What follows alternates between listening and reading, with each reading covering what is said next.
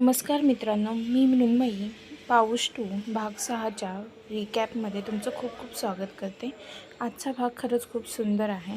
आजच्या भागात आपल्याला बघायला भेटतं डॉक्टर सारिकाला कॉलेजमध्ये भेटतात आणि तिची फी भरून तिला फॉर्म भरण्यासाठी मदत करतात. हे सर्व काही घडत असलेलं अजय आणि त्याचा मित्र बाहेर उभे राहून डोळ्याने बघत असतात. कॉलेजचा फॉर्म भरून झाल्यावर सारिका आणि डॉक्टर कॉलेजच्या बाहेर येऊन उभे राहतात. त्यावेळी सारिका त्यांना म्हणते, आपण कुठेतरी बाहेर फिरायला जाऊ शकतो का? वर डॉक्टर होकारार्थी मान डोलवतात आणि तिला त्यांच्या आवडत्या ठिकाणी जाऊया असे सांगतात. दोघेही कॉलेजमधून बाहेर पडतात आणि बाईकवर बसून दोघेही निघून जातात. त्यांच्या मागोमागच अजय आणि त्याचा मित्रही निघतो. वाटेतून जात असतानाच डॉक्टरांना त्यांचे पवार सर भेटतात. पण त्यांना सर्व काही माहीत आहे हे प्रथमच सारिकाला समजते.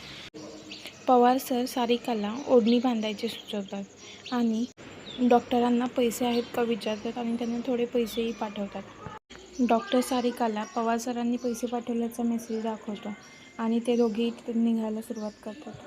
याच सीनला एक सुंदरसं गाणं आपल्या मनाला भोवळ पाडून जातं. दोघेही तिथे एका दगडावर बसून त्यांच्या फ्युचरबद्दल बोलायला सुरुवात करतात. त्यानंतर धबधब्याच्या शांत आवाजात दोघेही थोडा वेळ शांत बसतात. निसर्गाला पूर्णपणे अनुभवल्यावरती थोड्या वेळात ते निघतात.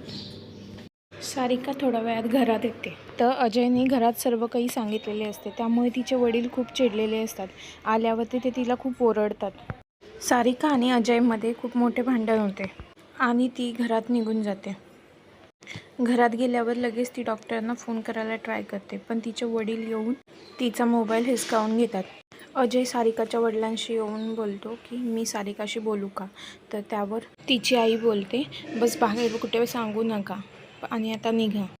हे सर्व काही झाल्यानंतर अजय त्याच्या घरी निघून जातो. ते गाडीवरून डॉक्टर आणि त्याचा मित्र जात असताना त्यांना मागून जाऊन अजय डोक्यामध्ये एक काठी टाकतो आणि त्यामुळे डॉक्टर रक्तबंबाळ होतात. डॉक्टर दवाखान्यात असतानाच त्यांना पवार सर भेटायला येतात.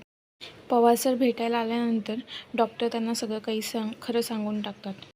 इकडे अजय रागारागाने हाताची नस कापून घेतो.